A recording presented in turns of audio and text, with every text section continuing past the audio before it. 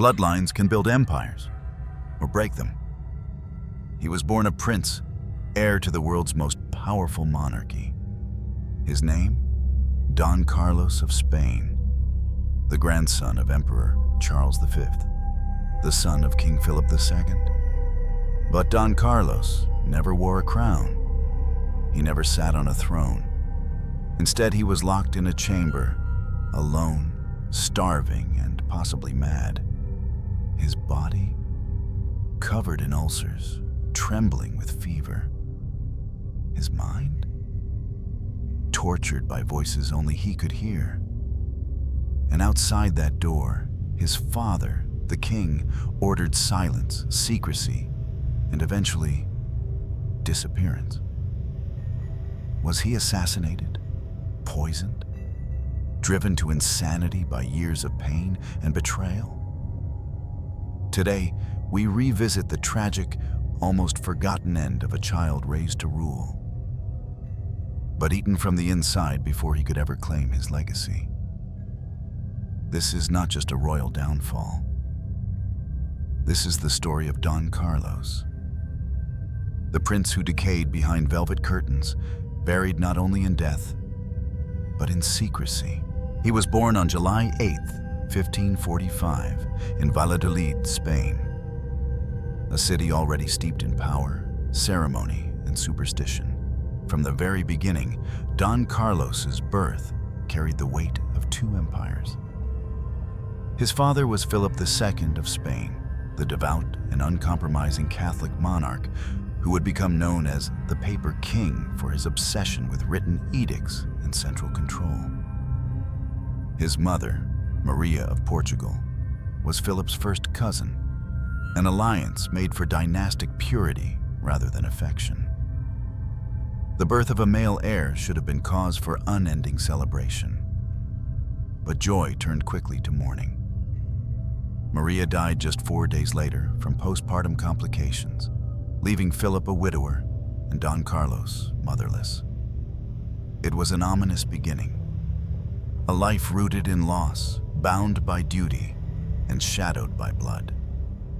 Don Carlos was not an ordinary baby. Royal physicians noted early that his skull appeared asymmetrical. One eye drooped lower than the other. His limbs were slightly misaligned, and as he grew, his gait remained uneven. Behind palace doors, doctors and nurses whispered about his fragile health, his alarming mood swings, and his erratic behavior. But to the outside world, the boy was a symbol of dynastic continuity. He was baptized in an elaborate ceremony attended by nobles from across the Holy Roman Empire. Trumpets rang through cathedral halls. Bells tolled for hours. Spain had its prince, a future king, a vessel for God's will. Yet beneath the velvet robes and gold-crusted cradles, the truth of Carlos's health could not be hidden forever.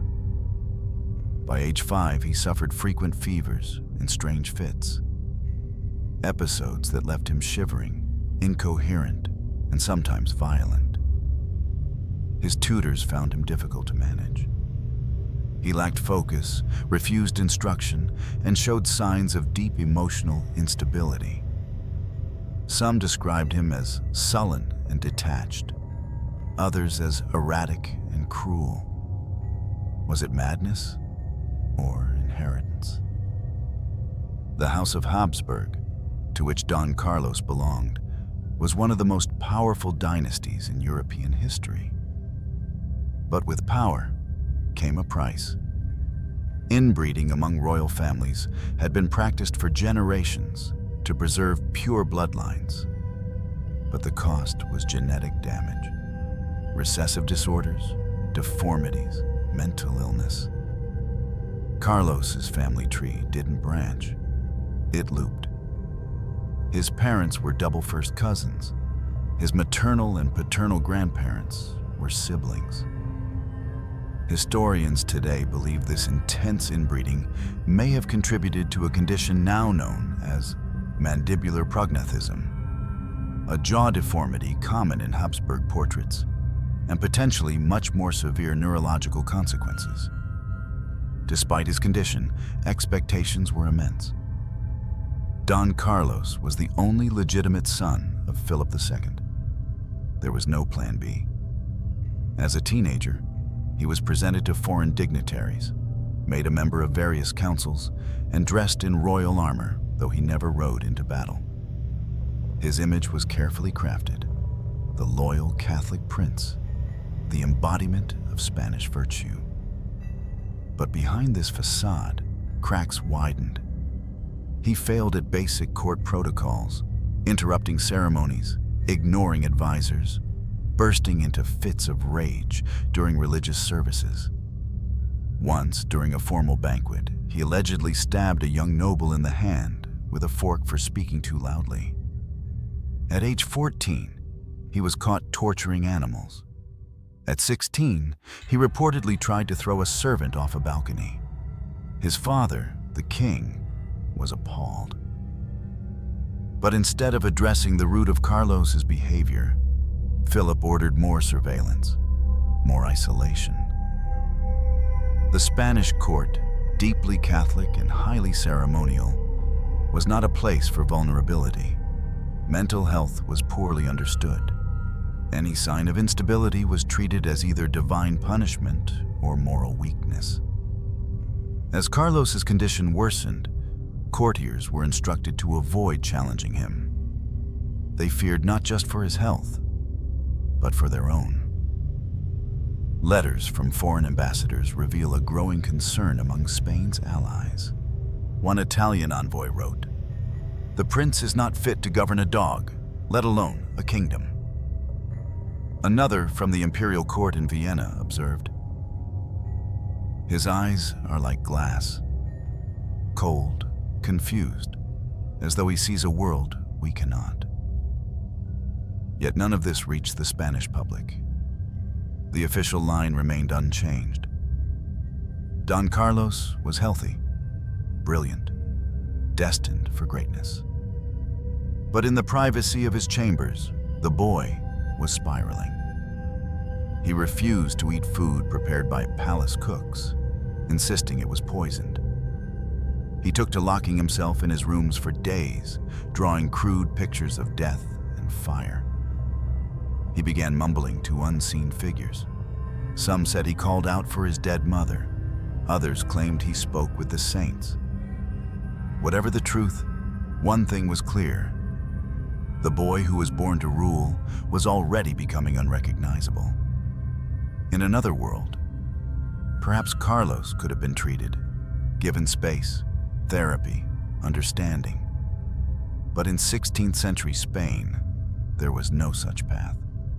There was only blood, succession, and the throne. A throne that demanded strength, clarity, obedience. Don Carlos would offer none of those. And so the boy, once celebrated in cathedrals, praised in court proclamations, and painted in gold-trimmed portraits, would soon find himself locked behind doors, left to decay in silence. If Don Carlos's early years hinted at instability, the event that truly shattered him arrived in the spring of 1562. It began, as so many tragedies do, with a simple misstep. While walking up a narrow staircase in the royal palace, the prince tripped and tumbled down the steps, striking his head violently against the stone. He lost consciousness immediately. Servants screamed. Courtiers rushed to his aid. Blood pooled beneath his ear. For hours he lay in a coma. Royal physicians worked frantically, applying medieval treatments, bloodletting, burning scented herbs, chanting prayers. But as swelling in the skull increased, the doctors were forced to take more extreme action. They performed trepanation, a brutal procedure where a hole is drilled into the skull to relieve pressure. By some miracle, or sheer stubbornness, Carlos survived. He awoke days later, dazed and disoriented. At first there was celebration. A mass of thanksgiving was ordered. Bells rang across Madrid. But then, the change began. Carlos was no longer the same. Whatever fragile balance had existed in his mind before the fall had now collapsed. His fits of rage became more frequent, more violent. He accused his own servants of plotting to murder him. He threatened to kill his tutors. Once, when refused a hunting trip, he locked himself in his room for 3 days and refused food or water. One courtier wrote, "His moods swing like the bells of a cathedral. Gentle one moment, terrifying the next." He developed strange compulsions, hoarding objects in his chamber, tearing the heads off dolls and birds, refusing to bathe for weeks. His hygiene deteriorated. Sores broke out across his skin, which he scratched until bleeding. He refused to wear shoes, claiming the leather was cursed. More disturbing were the rumors of self-harm and hallucinations. Carlos was said to scream at invisible enemies, strike his own face, and whisper long conversations with his dead mother. One witness described finding the prince crouched in a corner, weeping and clutching a crucifix, begging for forgiveness for crimes no one understood. Yet even as his mental state crumbled, his sense of entitlement only grew stronger. He demanded a greater say in court matters, insisted he be allowed to review council decisions, and began signing letters as King Carlos, despite his father being very much alive. This delusion wasn't merely tolerated, it was dangerous. Spain was on the edge. In the Netherlands, Protestant uprisings threatened to tear the empire apart. France was locked in religious civil war. England, ruled by Elizabeth I, was growing hostile. Philip II needed stability more than ever. And his only heir was becoming a liability. Carlos's erratic behavior wasn't confined to palace walls. He began appearing in public in mismatched robes, speaking gibberish to priests and shouting down church processions. During a royal ceremony, he reportedly laughed aloud during a mass and demanded that a statue of a saint be removed because it watched him sleep. The king, once a father, now became an investigator. Philip II ordered reports, spies, surveillance. Letters from Carlos's chamber were intercepted. Physicians were questioned privately. No single diagnosis emerged, but the verdict was consistent. Don Carlos was unfit to rule. The situation reached a crisis when Carlos attempted to flee Spain.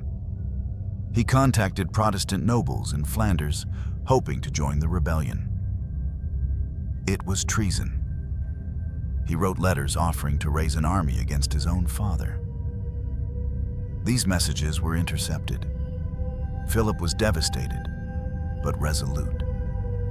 The time for fatherhood had ended. Now, he would act as king. He summoned the Council of State. No formal trial, no public accusations. Just a decision whispered behind closed doors.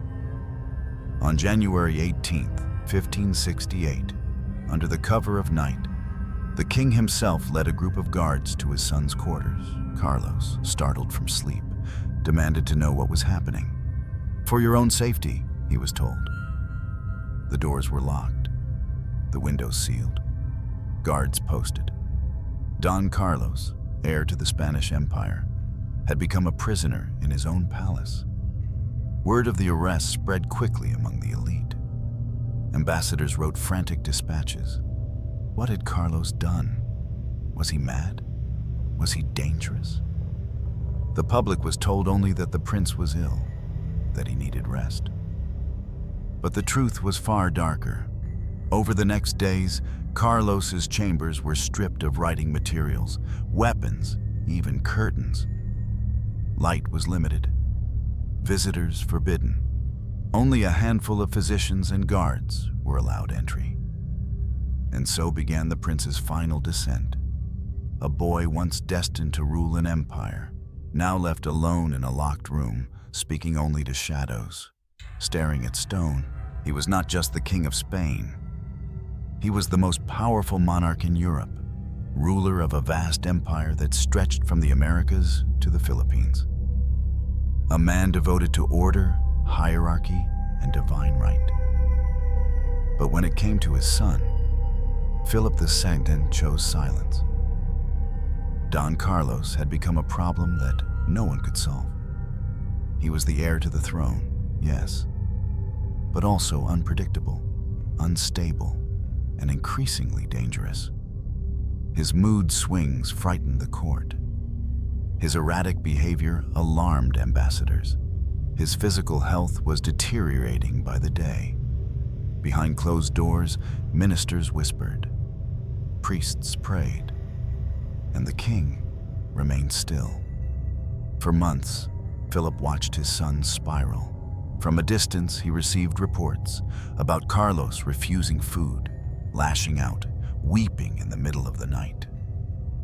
The palace doctors were divided. Some blamed old injuries, others spoke of spiritual torment. A few even suggested something more terrifying, that the prince might be mad. For any family, this would be a crisis. But for a royal house, it was a threat to the entire nation.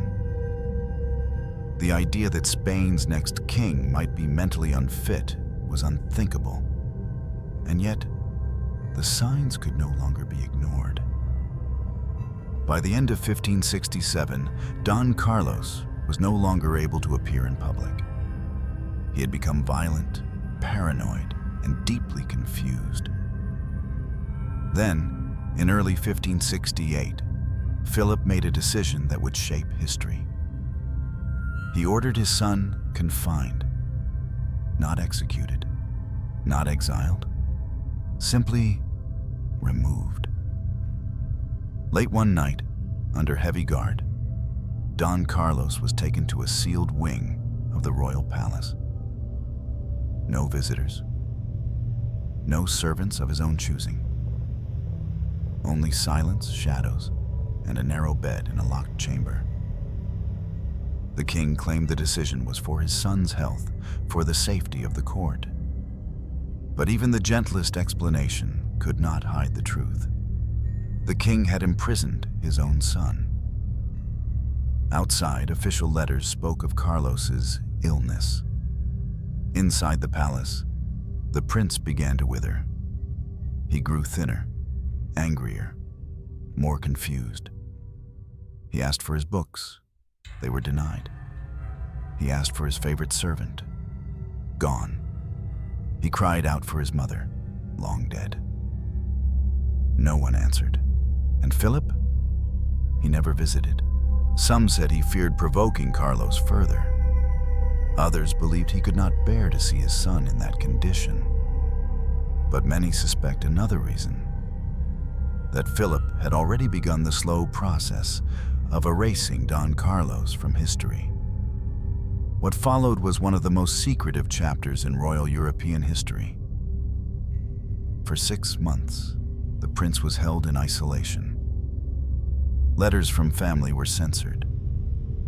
News of his condition was hidden. Even foreign rulers were kept in the dark.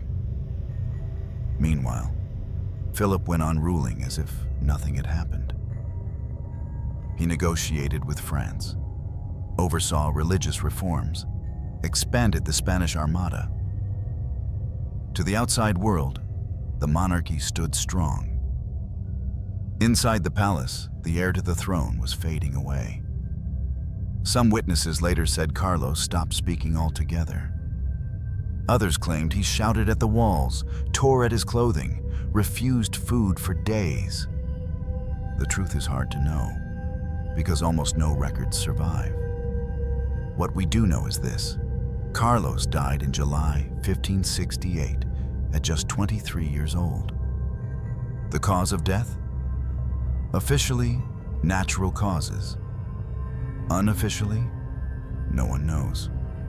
Some whispered poison, others suggested suicide. Many believed his body simply gave out. What did Philip do? He declared mourning. For a few weeks, black drapes hung in the palace. Masses were said, bells tolled. But the prince was buried quickly, quietly, with no grand public ceremony. No statue was commissioned, no epic tales sung, just another Habsburg death. This time, buried deeper than most. And then, Philip never spoke of his son again. In his thousands of letters that survive, meticulously written, precise, often cold, Carlos's name barely appears after his death. The prince who was once the future of Spain became a ghost, a silence, a blank space in royal memory. Why? Some say Philip was heartbroken, that he acted not out of cruelty, but fear, that the pain of seeing his son unravel left a scar too deep to confront. Others argue it was calculated, that the king erased his son to protect the stability of the throne. That silence was not grief, but policy. Perhaps both are true. What we do know is this. In the end, Philip II, man of faith, king of kings, defender of the Catholic Empire, chose silence over salvation. He could have fought for his son, could have sought better doctors, more humane treatment, open support. Instead, he locked a door, and history has never really opened it since. By the summer of 1568, the light in Don Carlos's chamber had dimmed in every sense. The windows, already narrow, were shuttered nearly all the time. The sun rarely touched the cold floor. The only light came from flickering tallow candles and the occasional glow of a servant's lantern. The scent inside the room, a mixture of rot, sweat, feces, and spoiled food, had become unbearable, even to those accustomed to courtly decay. Carlos was now beyond recognition. His face was gaunt, the cheeks sunken deep into his skull. His eyes, once described as sharp and lively, had become dull orbs that rarely blinked. His skin, sallow and stretched thin over bone, was pocked with lesions and blackened sores. His fingers twitched involuntarily, and his breathing had taken on a rattling wheeze. But perhaps most disturbing was his voice. The once defiant prince now mumbled constantly. Strings of broken phrases, prayers, curses, fragments of songs he'd learned as a child. At times, he'd cry out for his mother. Other times, he'd scream nonsense in Latin, echoing words from Mass or courtroom decrees. The hallucinations intensified. He whispered to unseen visitors, dead saints, shadowy soldiers, the devil himself. Once a guard overheard him begging forgiveness from his father, but addressing him not as king or majesty, but as judge of souls. He believed his food contained ground-up bones, that the water was holy or cursed depending on the day, and that every creak in the hallway was death coming to claim him. On the rare days when he was lucid, he wept, not out of pain, but out of terror. "I am rotting," he told a physician, "and they are letting me rot because I was never meant to be born." As July crept in, his condition worsened. The ulcers on his legs had opened wide, leaking pus that stained the straw bedding beneath him. His temperature fluctuated wildly. Some days, he shivered under blankets. Other days, he tore at his clothes, claiming he was burning from within. His weight had dropped to near nothing. One attendant estimated he weighed less than a child. His wrists were thinner than a man's thumb. His heartbeat was erratic. His tongue, coated in white film, made speech nearly unintelligible, and yet, still, he was not allowed to die in peace. Reports suggest that King Philip, ever cautious, refused to send last rites too early, afraid it would signal the end and invite rebellion. Only when it was absolutely clear that the prince could not recover did he permit the Archbishop of Toledo to administer confession. According to an account preserved in a secret court diary, Carlos was barely conscious when the priest arrived. His lips moved, but the words made no sense. The priest asked if he placed his faith in Christ. Carlos blinked once. When asked if he forgave those who had wronged him, he smiled. A strange, broken smile. That night, he vomited blood. His body convulsed, limbs stiffening, chest rising and falling in rapid bursts. The physician, summoned too late, did little more than observe. Ice was applied to his temples. His wrists were bound to prevent him from injuring himself. And then, at last, he stopped moving. Don Carlos died on July 24th, 1568. He was 23 years old. No trumpets announced his death. No bells rang. The court issued a quiet statement. The prince has succumbed to a long illness. That was all. No public mourning, no grand procession. His body was treated like an inconvenience. Wrapped in linen and laid in a simple wooden coffin, the remains of the heir to the Spanish Empire were buried quickly in the royal monastery of San Lorenzo de El Escorial. There was no public viewing, no grand memorial. His coffin was placed in the crypt and sealed without inscription. Behind the silence, however, questions festered like his wounds. Was he poisoned? Slowly starved? Had Philip deliberately orchestrated his decline to avoid the scandal of executing his only son? Or was the decay simply the natural end of a broken mind and a ruined body? Foreign courts speculated wildly. In Protestant England and the rebellious Netherlands, pamphlets claimed Philip had murdered his own son. Others imagined Carlos as a saint, a tragic martyr driven mad by imprisonment. Inside Spain, however, the story was carefully controlled. Don Carlos was remembered, if at all, as a sick young man whose passing was a private matter. The court moved on quickly. Philip II returned to matters of state. The throne remained secure. The silence was absolute, but not eternal. Writers, artists, and composers would later resurrect Don Carlos in fiction, poetry, and opera. In these retellings, he was brave, noble, misunderstood. Sometimes he was a rebel hero, other times a tortured victim of tyrannical fatherhood. In truth, he was all of these and none. What cannot be disputed is this: Don Carlos died as he lived, confined, feared, and ultimately discarded. In the cold silence of a locked room, the hopes of an empire rotted away. Not with a sword, not with a bang, but in the slow, excruciating undoing of body and mind. July 25th, 1568. The corridors of the royal court at El Escorial were quiet, eerily so.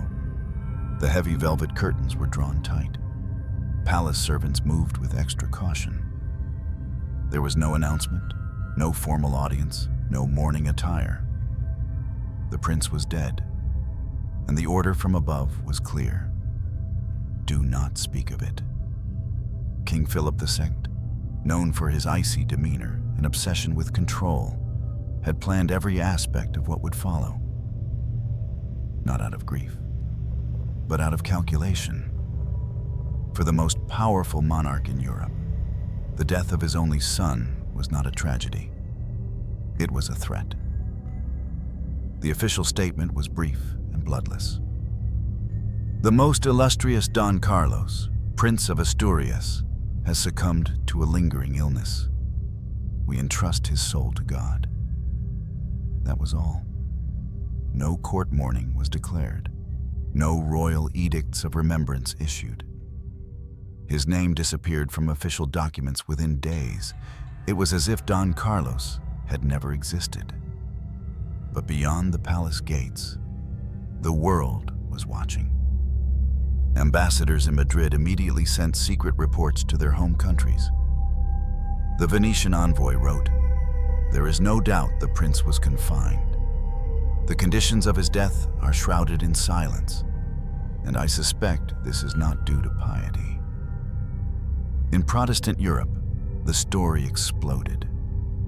Pamphlets circulated across the Netherlands and England, portraying Carlos as a Catholic martyr, a noble prince imprisoned and murdered by his fanatical father. The Habsburg propaganda machine scrambled to contain the narrative. They denied mistreatment, denied starvation, denied madness. But the silence around the prince's death only fanned the flames of rumor. Some said he had been stabbed in his sleep. Others claimed poison, slow and methodical. The most dramatic version painted Philip as a cold tyrant who watched his son waste away behind locked doors and did nothing. Inside Spain, however, a different narrative took shape. In private circles, Carlos was described as unwell, unfit, even dangerous. Stories of his erratic behavior, some true, others exaggerated, were leaked strategically. The court circulated whispers of treason, heresy, and instability. The goal was simple: make the people believe that Don Carlos's death had been necessary, even merciful. The machinery of erasure moved quickly. Portraits of the prince were quietly removed from royal galleries. Artists were instructed to halt commissions bearing his likeness. His personal items, books, clothing, and letters, were either destroyed or sealed in private archives. What couldn't be destroyed was reframed. The prince was ill. The king did what he had to. It was for the good of the realm. And to an extent, it worked. Within months, Don Carlos faded from public consciousness. Spain turned its attention to wars abroad, religious reform at home, and Philip's next marriage alliance. The crown moved forward. The prince remained locked in the past, his memory guarded by the same walls that once imprisoned his body. But the legacy of Don Carlos refused to die. In time, playwrights and poets would resurrect his image, not as a madman, but as a symbol of tyranny, tragedy, and silence. In Friedrich Schiller's 18th century play, Don Carlos, he was reborn as a romantic hero, idealistic, passionate, and ultimately destroyed by political betrayal. Later, Giuseppe Verdi's opera adaptation gave the story new life on stage. A tale of forbidden love, political rebellion, and a prince crushed by the weight of imperial power.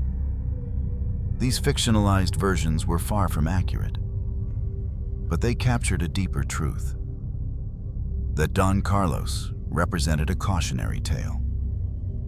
A boy born into power, raised without affection, watched without trust, and ultimately disposed of without ceremony. His life was the price of empire, his death the cost of control. But beyond art and theater, historians began asking harder questions. Why was Don Carlos never allowed a public trial? Why were no burial honors accorded to him? Why did Philip II, so obsessed with dynastic order, erase his own son from memory? Some modern scholars believe the answer lies in dynastic paranoia. The Habsburgs, deeply Catholic and profoundly political, could not risk a visible failure. A mad prince would be a stain, a rebellious one, a spark. By quietly removing Carlos, Philip avoided martyrdom, scandal, and civil unrest. Others point to personal guilt, suggesting Philip's silence was not coldness, but shame. that the king, bound by duty and haunted by faith, chose disappearance over execution because he could not bring himself to kill his own blood outright.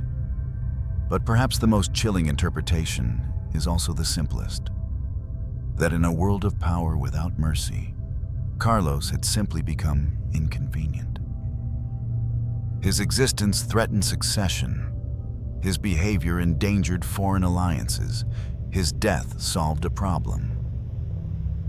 The evidence of that cold calculus lives in the archives of El Escorial, in records detailing the guards posted outside his door, in physicians' notes describing his physical decay, in the king's own journal entries, brief, detached, and painfully clinical.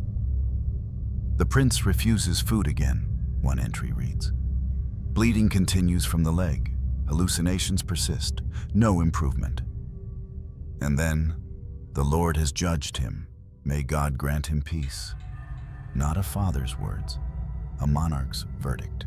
The death of Don Carlos may have been silenced by the Spanish court, but history, restless and unrelenting, refused to let him vanish entirely. In the centuries following his death, the story of the imprisoned prince transformed. From a footnote in royal succession, he became a legend.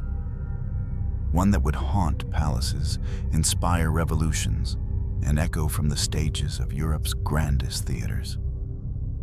The first transformation came through whispers, passed from servant to traveler, from court to tavern. The prince went mad. The prince was betrayed. The king killed his own son. In Protestant nations, especially the Netherlands, where Philip II's repression had already sparked rebellion, Don Carlos became a symbol of Catholic cruelty. Pamphlets painted him as a martyr, a gentle soul crushed by the tyranny of the Spanish Inquisition and his father's cold hand. Rebellion literature in the Low Countries would sometimes carry his name, urging liberty from monarchs who eat their own. In Catholic territories, the narrative was more complex. Carlos was sometimes remembered as ill, tragic, but necessary to forget. Even sympathetic writers struggled with his volatility. He was not easily cast as a hero or a villain, and perhaps that's why artists loved him. In the late 18th century, German playwright Friedrich Schiller reimagined Don Carlos as the tragic protagonist of his acclaimed play, Don Carlos. In Schiller's hands, Carlos became a visionary reformer, passionately in love with his stepmother Elizabeth, and caught in the machinery of political absolutism.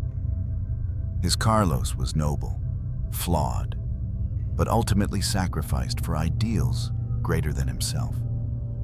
The play was a hit, not for its historical accuracy, but for its emotional depth. Audiences connected with Carlos's helplessness, his youthful yearning for freedom, and his doomed defiance against a cold, mechanized state. Schiller's work turned the forgotten prince into a universal figure, the tragic youth crushed by authority. Then, in 1867, Giuseppe Verdi, one of the giants of Italian opera, took Schiller's drama and transformed it into Don Carlo, a 5-act opera filled with political intrigue, forbidden love, and spiritual torment. Verdi's version introduced the world to a Carlos of immense emotional range. Romantic, erratic, courageous, and ultimately destroyed by forces far beyond his control. In Verdi's opera, the core tragedy isn't just Carlos's fate. It's what his death represents: the suffocation of personal liberty beneath religious fanaticism and dynastic rigidity. Through music and poetry, Carlos lived again, his voice now carried by tenors across the globe. His pain echoed in concert halls, whispered in candlelit balconies. But the prince also lingered in darker corners of memory. Historians in the 19th and 20th centuries began to peel back the legends. With access to royal records, personal letters, and medical notes, a more complex image emerged. Neither saint nor villain, but a deeply troubled young man trapped in a world that could not afford his weakness. Modern psychological assessments, applied retrospectively, suggest Don Carlos may have suffered from a variety of conditions. Schizophrenia or bipolar disorder, evidenced by hallucinations, delusions, and extreme mood swings. Neurological damage, likely worsened by the head trauma in 1562. Malnutrition, caused by erratic eating and self-imposed starvation. Genetic disorders, the result of centuries of Habsburg inbreeding. In today's terms, Don Carlos was a candidate for lifelong care and therapy. But in 16th century Spain, he was a ticking time bomb and a royal embarrassment. Yet, the more historians dissect his illness, the more his story resonates. Because Don Carlos becomes a symbol of more than just royal tragedy. He becomes a warning about systems that value bloodline over humanity, about fathers who see sons as tools, not people, about monarchies that hide sickness instead of healing it, about what happens when empathy is sacrificed on the altar of control. Even in visual art, the image of Don Carlos is striking. In some paintings, he is youthful and pale, dressed in regal finery, a distant look in his eyes. In others, especially posthumous interpretations, he is gaunt, haunted, draped in shadow. The contrast is stark. The public face versus the private decay. And in literature, he returns again and again, not always as himself, but as an archetype. The cursed prince, the imprisoned son, the boy in the tower whose cries are never answered. Some believe even Shakespeare borrowed elements of Carlos's story for characters like Hamlet, or more subtly in the tortured monarchy of King Lear. Whether true or not, the parallel remains. A world where power isolates and vulnerability is fatal. In Spain today, Don Carlos is still rarely spoken of. His tomb lies in El Escorial among kings and queens, but without fanfare. His portrait is rarely shown. School books mention him briefly, if at all. Yet beyond the stone walls of history, his legacy remains strangely vivid, because Don Carlos speaks to something universal. Not just about madness, or monarchy, or political betrayal, but about being forgotten, about being locked away, physically, emotionally, historically, and about the need to remember what power tried to erase. In the end, the most enduring truth about Don Carlos is not how he died, but what his death reveals. That even in the grandest palaces, behind the most powerful thrones, there can exist unimaginable suffering, silent, unseen, and nearly erased. For centuries, the story of Don Carlos has been shaped by myth, by opera and poetry, political propaganda and whispered rumor. But beneath the legend, a more disturbing and deeply human truth remains. The slow, silent suffering of a boy, crushed not by daggers or war, but by expectation, biology, and abandonment. Today, historians and medical researchers have revisited the case of Don Carlos, armed with tools far beyond what 16th century physicians could have imagined. By analyzing surviving records, clinical notes, letters from attendants, royal orders, a clearer, though no less tragic, picture has emerged. The consensus is grim. Don Carlos likely suffered from a severe congenital disorder caused by extreme inbreeding within the Habsburg dynasty. The Spanish branch of the family had for generations married close cousins, repeating and amplifying genetic flaws. Don Carlos's maternal and paternal grandparents were siblings, making his genome exceptionally vulnerable to recessive conditions. Among the likely diagnoses: mandibular prognathism, also known as the Habsburg jaw, visible in portraits; hydrocephalus or cranial malformation, potentially worsened by the head trauma in 1562; Bassum's epilepsy, based on reports of seizures and violent fits; psychotic disorders, possibly schizophrenia or bipolar disorder, evidenced by hallucinations, paranoia, delusions; autoimmune or metabolic diseases exacerbated by poor hygiene and prolonged confinement. In a modern context, Don Carlos would likely have received early diagnosis, psychiatric care, nutritional therapy, and a support team of medical professionals. Instead, in his own time, he was feared, restrained, and eventually discarded. This is not just a failure of medicine. It's a failure of compassion. Carlos's role as heir was both a blessing and a curse. He was born not just to rule, but to represent, to be the living embodiment of empire, of faith, of continuity. There was no space in that identity for fragility or for help. And when he began to unravel, the system around him chose control over care, secrecy over support, survival over sonship. The royal court responded as courts often do when power is threatened.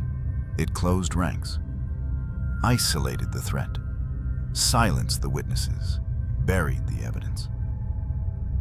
In many ways, Carlos was killed long before his heart stopped beating. He was erased from public life, stripped of identity, dignity, and finally, breath. This dynamic is not unique to the 16th century. In every era, societies have hidden their most vulnerable, locked away the mentally ill, whispered about those who didn't fit expectations. Even today, stigma around mental health persists, especially when power, reputation, or public image is at stake.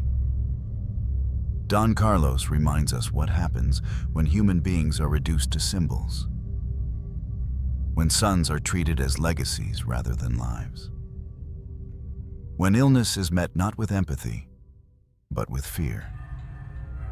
His story is a mirror held up to every family that has ignored the quiet suffering of a child, every government that has chosen propaganda over truth, every institution that prioritizes appearance over care. And yet, there are glimpses of humanity, even in the shadows. A court attendant who wrote of Carlos's gentler moments, a physician who refused to abandon him even when the prince spat and screamed, a priest who recorded that, in his final hours, Carlos clutched a crucifix and wept, not for salvation, but for his mother.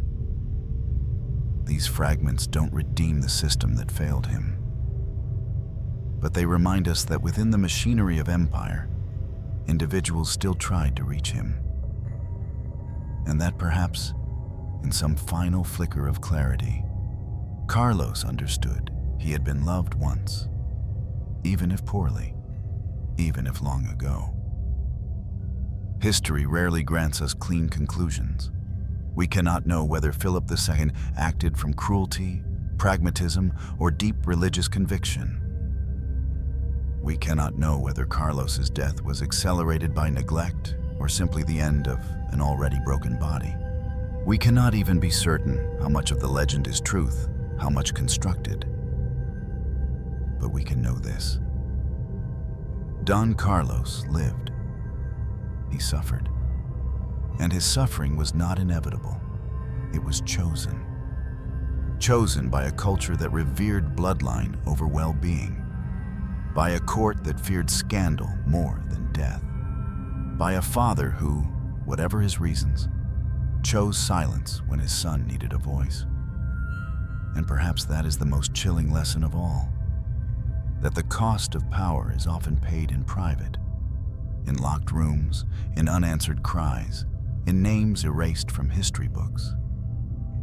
Today, the story of Don Carlos serves as a warning, not just about monarchy or madness, but about the quiet, bureaucratic cruelty of institutions that fail the fragile. In an age that still debates how to care for the mentally ill, how to speak of suicide, how to protect those who break under pressure, his story echoes with modern relevance. Because Don Carlos was not just a prince, he was a person. And that, more than any royal title or tragic myth, is what we must remember. In the end, there were no bells for Don Carlos. No mourning veils worn in Madrid, no procession through cobbled streets, no monuments raised in his name. His coffin was not draped in banners, nor his passing marked by the weeping of crowds. He died as he lived, locked away, buried beneath stone, and wrapped in silence. And perhaps that is the most enduring horror of his story. Not the ulcers, not the madness, not even the betrayal, but the quiet. The absolute, deliberate quiet that followed his death, a kingdom that turned the page, a father who turned away, a world that, for centuries, simply forgot. Because forgetting is a kind of execution too. It erases not only a person's name, but their suffering, their voice, their humanity. And it is, in many ways, the final insult to a life already stripped of so much. But history, like rot, has a way of resurfacing. The story of Don Carlos would not stay buried. It would seep out in letters smuggled between embassies, in poems whispered in candlelit salons, in plays that dared to ask, what if the prince was not mad? What if he was simply unloved? These retellings, however romanticized, refused to let silence win. They reminded us that there was once a boy in a tower, that behind the palace walls, someone screamed for help and no one came. That power, for all its splendor, can be utterly powerless to save a soul from despair. And so, we are left with questions. What does it mean to inherit a crown but never wear it? To be born into command but denied control over your own body, your own mind? To die not in battle or glory, but in confusion, in fever, in a bed soaked with blood and regret? Don Carlos forces us to confront the brutal truth behind so much of history's pageantry. That behind every portrait, there is a person. That power isolates. That legacy demands silence. That sometimes, what we call madness is simply a cry that no one wanted to hear. And what of the father, King Philip II, builder of empires, slayer of heresies, patron of cathedrals?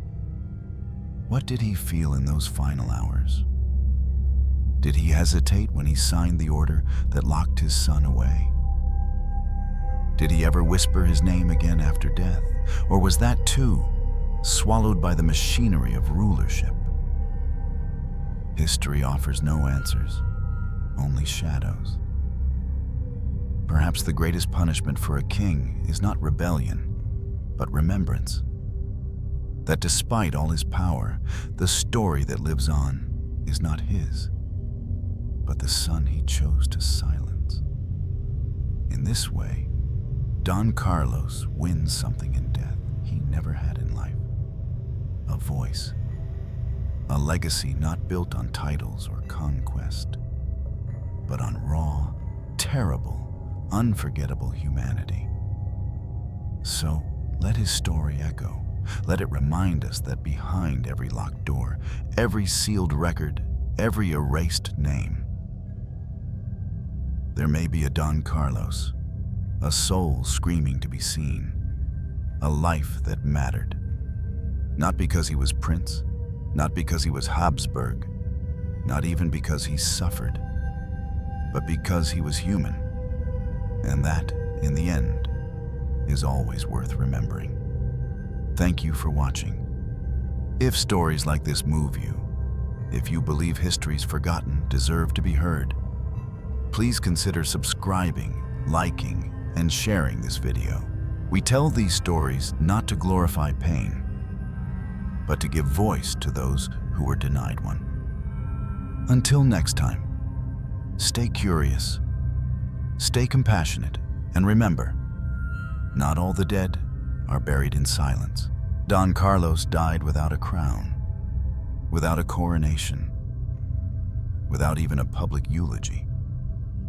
But in the quiet corridors of European memory, his legacy still lingers, uneasy, unburied, and unclaimed.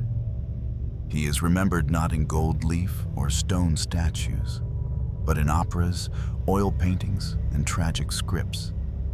He appears not on coins, but in cautionary tales.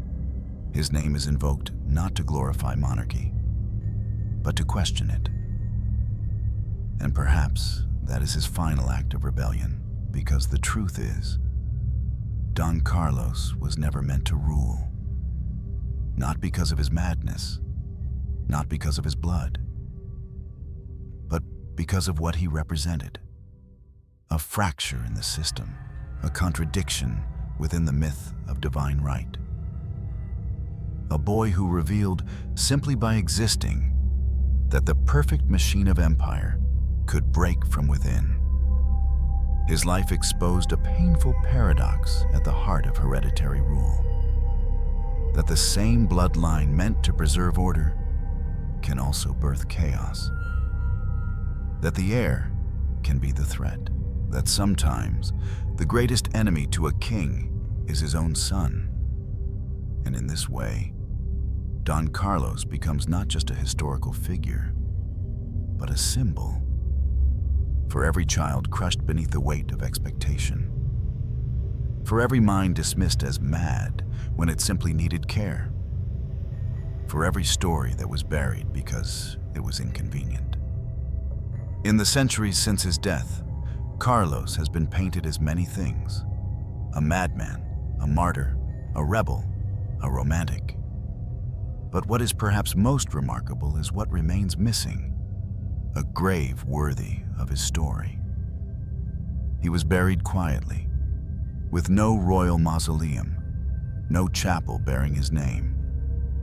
His tomb in El Escorial is unmarked, hidden in the darkness of the Pantheon of Infante, far from the gilded resting places of crowned kings and celebrated queens. And yet, that obscurity tells us something. It tells us that the most dangerous legacy is not the one that conquers lands, but the one that questions the very foundation of the throne. It tells us that Don Carlos, in death, became what he never was in life: a threat to power. His name may have been stricken from royal records, but it could not be erased from memory. Not entirely, and certainly not forever. The 21st century has brought new eyes to the old bones of empire. Historians, psychologists, genealogists, they now re-examine the past not just to assign blame, but to understand cost. Don Carlos becomes a case study in systemic failure, a broken chain of care, a family unable to confront its own fragility, a dynasty that valued silence more than sanity. but he is also something more. He is a human signal, transmitted across time, about what happens when empathy is excluded from governance. In a world still wrestling with authoritarianism, mental illness, and the politics of legacy, his life feels strangely current. His confinement echoes in every locked ward where patients are forgotten. His name resonates in every child denied help because it might embarrass the family. His silence is familiar to anyone who's been told, "Don't speak of it. People wouldn't understand." But what if we did understand? What if instead of erasing these stories, we faced them? What if we admitted that our institutions, then and now, are not just made of laws and bloodlines, but of human hearts? Fragile, complex, desperately in need of care. So, this is what we leave you with. Don Carlos did not need to be king to matter. His worth was not defined by titles, power, or legacy. He mattered because he suffered, and because his suffering was preventable. Let his story stand as a mirror and as a warning. That silence is not safety, that strength is not the absence of pain, and that a kingdom that cannot face its own darkness will eventually be consumed by it. Closing monologue. Soft ambient music returns. In the end, Don Carlos was not devoured by disease, madness, or conspiracy. He was devoured by forgetting, by a father who feared him, by a court that could not contain him, by a world that decided it was easier to bury the inconvenient than to heal the broken. But if you've made it to the end of this video, then perhaps, in some quiet way, he has been remembered, seen, heard. And for someone who died in silence, that is no small resurrection. Thank you for listening, for remembering, and for refusing to let the forgotten stay lost.